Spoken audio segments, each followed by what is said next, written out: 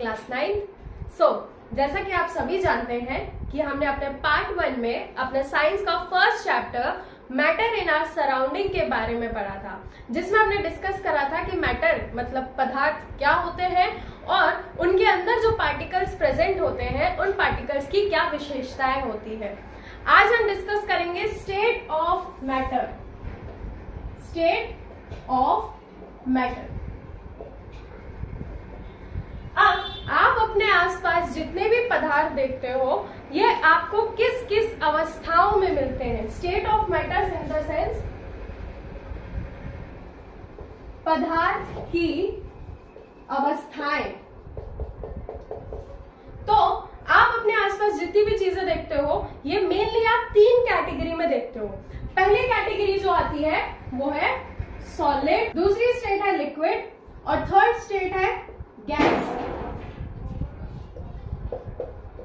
ठोस, द्रव्य और गैस, इन 3 अवस्थाओं में या इन 3 स्टेट में आप अपने आसपास जितने भी मैटर प्रेजेंट है उन सभी को देख सकते हो। इनके बारे में डिस्कस करेंगे इनके डिफरेंस पॉइंट के अकॉर्डिंग, ताकि वो आपके लिए समझना ज्यादा इजी हो।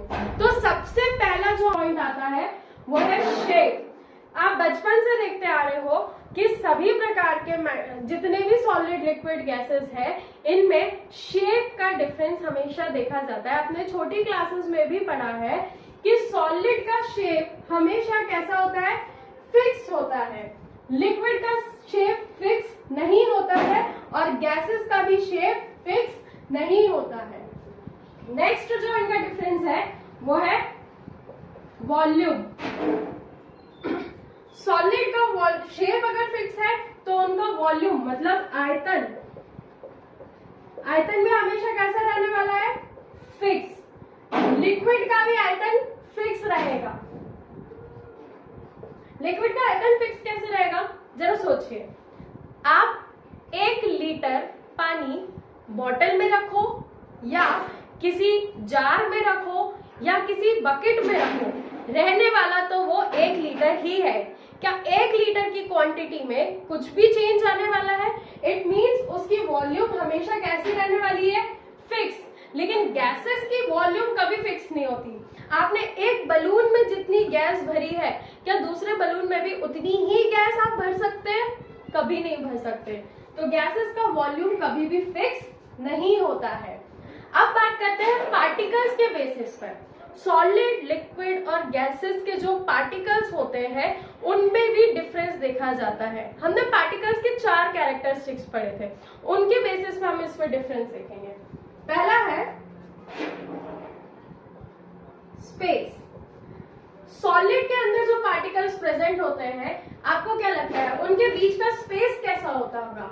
उनके पार्टिकल्स के बीच में, फॉर एग्जांपल ये सॉलिड का आप डायग्राम लेते हैं तो यहाँ पे सॉलिड के छोटे छोटे जो पार्टिकल्स है ये बहुत क्लोजली पैक्ड होते हैं, बहुत पास पास होते हैं, तो इनके पास गैप ज्यादा मात्रा में नहीं देखा जाता है।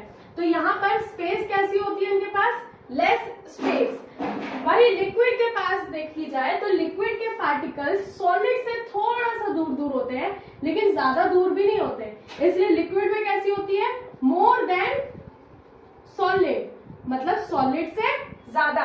लेकिन गैसेस से कम होती है क्योंकि गैसेस के पार्टिकल्स बहुत ज्यादा मात्रा में एक दूसरे से दूर दूर होते हैं, जिसके कारण इनके बीच का जो स्पेस होता है ये अत्यधिक सबसे ज्यादा होता है। तो यहाँ पर आप क्या करेंगे, यहाँ पर इनका जो बोला जाए तो गैसेस के बीच में जो स्पेस होता है ये हाईएस्ट होता है। क्लियर है? नेक्स्ट आता है इसका difference point intermolecular attraction force, मतलब कि इनके बीच का जो आकर्षण बल है। यहाँ पर इंटरमॉलिक्यूलर अट्रैक्शन फोर्स मैं शॉर्ट फॉर्म में लिख दे रही हूँ, लेकिन मैं क्लियरली बोल रही हूँ तो आपको ये चीज याद रखनी है कि यहाँ पर हम अट्रैक्शन फोर्स, इनके बीच के आकर्षण बल के बारे में डिस्कस कर रहे हैं। तो सॉलिड के पार्टिकल्स बहुत पास पास है तो आप देखकर ही बता सकते हैं कि इनके बीच का जो अट्रैक्शन फोर्स होगा ये कैसा होगा, हाई होगा।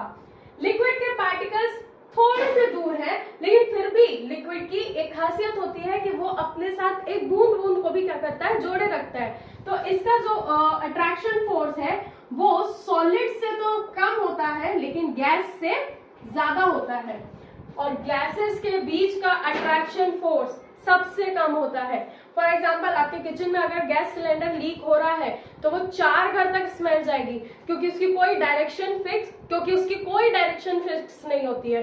वो इधर उधर पार्टिकल्स फैलते रहते हैं। क्यों? क्योंकि एक पार्टिकल्स दूसरे पार्टिकल्स को पकड़े हुए नहीं है, तो इनके बीच का जो अट्रैक्शन फोर्स होता है ये सबसे कम होता है, लोएस्ट।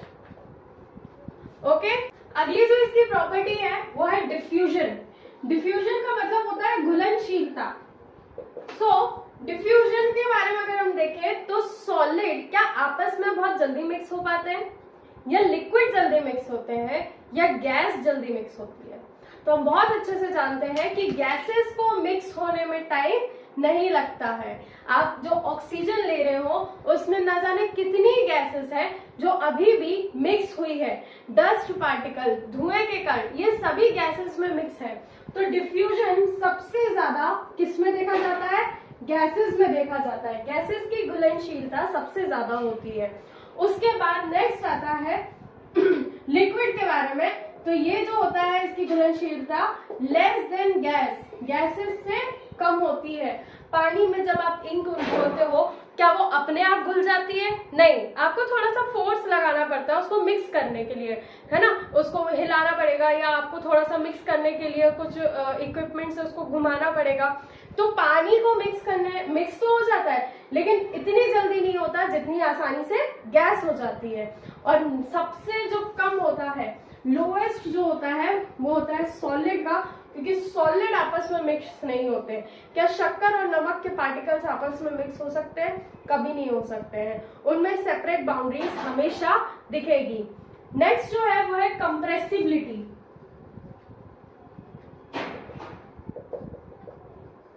कंप्रेसिबिलिटी का मतलब होता है कि आप इसको कितना दाब दे सकते हो। तो सॉलिड को आप एक्स्ट्रा दाब नहीं दे सकते हो, लेकिन हाँ गैसेस को आप कंप्रेस कर सकते हो। आपके घर में जो एलपीजी गैसेस आ रही है, लिक्विफाइड पेट्रोलियम गैस, वो पेट्रोल से निकलने वाली गैस है जिसको कंप्रेस किया जाता है, दाब और प्रेशर के द्वारा उसे लिक्विड में कन्वर्ट किया जाता है। तो गैसेस की कंप्रेसिबिलिटी हाईएस्ट होती है, लिक्विड की कंप्रेसिबिलिटी मॉडरेट होती है। मॉडरेट क्यों होती है? आपने देखा होगा, आप जब रेफ्रिजरेटर में बर्फ जमाते हो तो लिक्विड को बर्फ में जमने में टाइम तो लगता है, लेकिन वो जम तो जाता है ना, उसकी स्टेट में चेंजेस आ जाते हैं।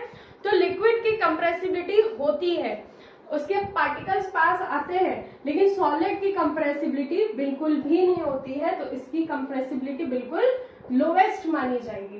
कंप्रेसिबिलिटी में अगर आपको कंफ्यूजन है तो एक बार यहाँ देखिएगा। मान लो यहाँ पर गैसेस के पार्टिकल्स है जो इधर उधर फैले हुए हैं। आप यहाँ पर ऊपर से दाब देना, किसी इक्विपमेंट से दाब देना नीचे की ओर शुरू करते हो। जब आप इस पे दाब देना शुरू करते हो तो ये पार्टिकल्स क्या होते हैं, एक दूसरे की तरफ सिकुड़ना शुरू हो जाते हैं, एक दूसरे की तरफ पास पास आना शुरू हो जाते हैं। और यही गैसेस को जब और ज्यादा दाब दिया जाता है तो ये गैसेस के पार्टिकल्स और ज्यादा करीब आ जाने के कारण ये लिक्विड में बदल जाते हैं। और इसी में जब और ज्यादा कंप्रेशन दिया जाता है, और ज्यादा प्रेशर दिया जाता है, तो ये एक सॉलिड का रूप ले लेते हैं। तो गैसेस में कंप्रेसिबिलिटी सबसे ज्यादा देखी जाती है और लिक्विड में सबसे कम देखी जाती है। सो नेक्स्ट जो हमारा टॉपिक है वो है कि कैसे इन तीनों स्टेट्स पे प्रेशर और टेम्परेचर वर्क करता है। सॉलिड, लिक्विड और गैस पे प्रेशर और टेम्परेचर का क्या रोल होता है। सबसे पहले हम सॉलिड को लेते हैं। सबसे पहले हम डिस्कस करते हैं सॉलिड के बारे में। कोई भी सॉलिड मटेरियल, मान लो आपके पास बर्फ है, आइस है, सॉलिड स्टेट में, आप अगर इसको टेम्परेचर देना शुरू करोगे, जब इसका आप टेम्परेचर बढ़ाओगे तो सॉलिड के पार्टिकल्स दूर दूर जाना शुरू करेंगे, इनके बीच का अट्रैक्शन फोर्स टूटना शुरू करेगा। तो जब इनके बीच का अट्रैक्शन फोर्स टूटेगा और पार्टिकल्स दूर दूर जाएंगे तो सॉलिड कन्वर्ट हो जाएगा लिक्विड में। क्लियर है? सॉलिड किस में कन्वर्ट हो जाएगा? लिक्विड में। तो टेम्परेचर बढ़ाने के कारण सॉलिड जब लिक्विड में कन्वर्ट होता है तो इस प्रोसेस को हम बोलते हैं मेल्टिंग। क्या कहा जाता है इसे? मेल्टिंग। हिंदी में से कहा जाएगा पिघलना या गलना। ठीक। नेक्स्ट जो आता है, जब आप इसके टेम्परेचर को और ज्यादा बढ़ाते हो तो काइनेटिक एनर्जी भी बढ़ेगी, पार्टिकल्स के अंदर का मूवमेंट और ज्यादा बढ़ेगा, और पार्टिकल्स का मूवमेंट बढ़ने के कारण यही जो लिक्विड है, जो बर्फ बना, पहले बर्फ से लिक्विड बना, अब ये लिक्विड किस में कन्वर्ट हो जाएगा? भाप में कन्वर्ट हो जाएगा। इसीलिए इसे क्या कहा जाएगा? गैस के फॉर्म में देखोगे, और इस प्रोसेस को हम कहेंगे वेपराइजेशन। वेपराइजेशन हिंदी में कहा जाएगा वाष्पीकरण। तो देखा आपने, सॉलिड में टेम्परेचर बढ़ाया, लिक्विड स्टेट, लिक्विड में और टेम्परेचर बढ़ाया तो गैसियस स्टेट, सॉलिड से जब लिक्विड में बदलेगा तो इस प्रोसेस को कहा जाएगा मेल्टिंग, लिक्विड से जब गैस में बदलेगा इसे कहा जाएगा वेपराइजेशन या वाष्पीकरण। इनके बारे में एक और जनरल क्वेश्चन है कि मेल्टिंग हमेशा 0 डिग्री सेल्सियस पर होती है। ये मेल्टिंग का मेन आप बोल सकते हो मेल्टिंग पॉइंट ऑफ सॉलिड। अगर आपसे पूछा जाए कि किसी भी ठोस का गलनांक मात्रक क्या है, तो वो है 0 डिग्री सेल्सियस। लिक्विड से जब गैसेस में कन्वर्ट होता है, वेपर्स बनती है, तो इसका जो आप टेम्परेचर होता है है 100 डिग्री सेल्सियस। मतलब कि वेपराइजेशन के लिए जब तक टेम्परेचर 100 डिग्री सेल्सियस पे नहीं पहुंचेगा, पानी का कण भाप में नहीं बदलेगा। इसी को हम क्या बोलते हैं? Boiling point. Boiling point Hindi में इसे कहा जाता है क्वथनांक। बॉइलिंग पॉइंट क्वथनांक, और मेल्टिंग पॉइंट को हम कहते हैं गलनांक। तो यहाँ पे हमने देखा कि टेम्परेचर बढ़ने से पार्टिकल्स दूर जाते हैं, इनके बीच का अट्रैक्शन फोर्स टूटता है और सॉलिड से लिक्विड, लिक्विड से गैसेस में कन्वर्ट हो जाता है कोई भी मैटर स्टेट। अब इसी का जस्ट अपोजिट वर्क करता है प्रेशर। अब आप यहाँ पर टेम्परेचर का रोल खत्म कर दो, टेम्परेचर को बिल्कुल यूज नहीं करना है। अब डिस्कस करते हैं हम प्रेशर के बारे में। तो हमने अभी देखा था डिफरेंसेस में कि प्रेशर आप सॉलिड पे नहीं दे सकते क्योंकि सॉलिड इनकम्प्रेसिबल होते हैं, उसमें आप ज्यादा प्रेशर या दाब नहीं दे सकते हो। तो हम शुरुआत करते हैं गैसेस से। जब आप गैसेस पर प्रेशर बढ़ाना शुरू करते हो तो गैसेस के पार्टिकल्स पास आना शुरू कर देते हैं और गैस किस में बदल जाती है? लिक्विड में बदल जाती है। इस प्रोसेस को कहा जाता है कंडेंसेशन। कंडेंसेशन हिंदी में से कहा जाता है संघनन। बारिश जिसके कारण होती है, आप सभी जानते हैं कि बादल किसका एग्जाम्पल है? गैसेस का। बादल गैसेस के बने हुए रहते हैं, लेकिन जब इसमें दाब बढ़ाया जाता है और ऊपर जब तापमान कम होता है तो इसके पार्टिकल्स ठंडे होने के बाद पास पास आते हैं और गैसेस किस में बदल जाती है? लिक्विड में बदल जाती है, जिसके कारण बारिश होती है। अब यही आप लिक्विड को और ज्यादा प्रेशर दो, रेफ्रिजरेटर में रख दो बर्फ जमाने के लिए, इसमें क्या होगा? प्रेशर दिया जाएगा। टेम्परेचर का कोई रोल नहीं है, टेम्परेचर है ही नहीं, गर्माहट बिल्कुल भी नहीं है। क्या काम कर रहा है? प्रेशर। प्रेशर को और बढ़ा दोगे तो पार्टिकल्स और पास आएंगे और लिक्विड किस में कन्वर्ट हो जाएगा? सॉलिड में कन्वर्ट हो जाएगा। और इस प्रोसेस को हम कहेंगे फ्रीजिंग। इस प्रोसेस को क्या कहा जाएगा? फ्रीजिंग कहा जाएगा। हिंदी में से जमना या जमाने का नाम दिया जाएगा। आप जैसे बर्फ या वगैरह जमाते हो ना, तो ये प्रोसेस आपको समझ में आई कि कैसे सॉलिड से लिक्विड, लिक्विड से गैस और दोबारा गैसेस से लिक्विड और सॉलिड में कन्वर्ट किया जाता है। इसमें सिर्फ दो मेन फैक्टर काम करते हैं, पहला है प्रेशर और दूसरा है टेम्परेचर। अगर टेम्परेचर काम कर रहा है तो प्रेशर काम नहीं करेगा, दोनों एक दूसरे के क्या होते हैं? अपोजिट जाते हैं। तो सॉलिड में टेम्परेचर दिया, सॉलिड क्या हो जाएंगे? मेल्ट हो जाएंगे, पिघल जाएंगे और किस में कन्वर्ट हो जाएंगे? लिक्विड में। अब जब आप लिक्विड को टेम्परेचर देना शुरू करोगे तो लिक्विड के पार्टिकल्स और दूर दूर जाने के बाद किस में बदल जाएंगे? गैसेस में, जिसे क्या कहेंगे? वेपराइजेशन। आप जब गैसेस को, अब टेम्परेचर नहीं प्रेशर का काम देखो, जब आप गैसेस को प्रेशर देना शुरू करोगे तो ये कंडेंसेशन की प्रोसेस के दौरान लिक्विड में बदल जाएंगे। तो एग्जांपल के लिए अभी हमने सुना था बारिश, ठीक? बादल किस में कन्वर्ट हो रहे हैं, बारिश में कन्वर्ट हो रहे हैं, तो उस प्रोसेस को क्या कहा जाएगा, कंडेंसेशन या संघनन। और यही लिक्विड में आप और प्रेशर दो तो वो क्या हो जाएगा, फ्रीज, जमना शुरू हो जाएगा, और इसी को हम क्या करेंगे, सॉलिड स्टेट में कन्वर्ट कर दिया जाएगा। अब इसके अलावा एक और प्रोसेस है जिसमें लिक्विड से सॉलिड से डायरेक्ट गैसेस में भी मटेरियल्स को कन्वर्ट किया जा सकता है। सॉलिड को डायरेक्ट आप गैस में कन्वर्ट कर सकते हो जिसमें लिक्विड का कोई रोल नहीं होता है। कपूर देखा है, कपूर जब जलता है तो उसमें टेम्परेचर इतना ज्यादा बढ़ा दिया जाता है, कपूर के पास इतना टेम्परेचर होता है कि कपूर कभी पिघली अवस्था में ना होकर सीधे धुआं बनकर उड़ जाता है। तो इस प्रोसेस को हम क्या कहते हैं, सब्लिमेशन। इस प्रोसेस को कहा जाता है सब्लिमेशन। हिंदी में से कहा जाता है ऊर्ध्वपातन। हिंदी में क्या कहते हैं इसे, ऊर्ध्वपातन।